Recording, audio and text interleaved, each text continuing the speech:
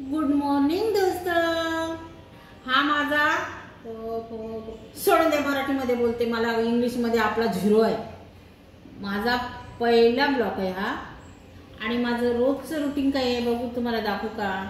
कारण मी हे काउंट बारीक झालेली आहे, कारण मी 2 वर्ष झाले व्हिडिओ काढते, तर त्या जर्नीमध्ये मला दिसले की मी थोडी थोडी बारीक होत चालले। त्याच्यामुळे मी हे तुम्हाला आजचं माझं रुटीन दाखवते। एक ॲपल आहे, थोडे मखाने आहे, एक अनार आहे। अनार एक नाही खात म्हणा, अर्धा अनार खाते, पण थोडं अनार असतं, आणि एक ब्लॅक कॉफी। एवढं माझं सकाळचं रुटीन असतं।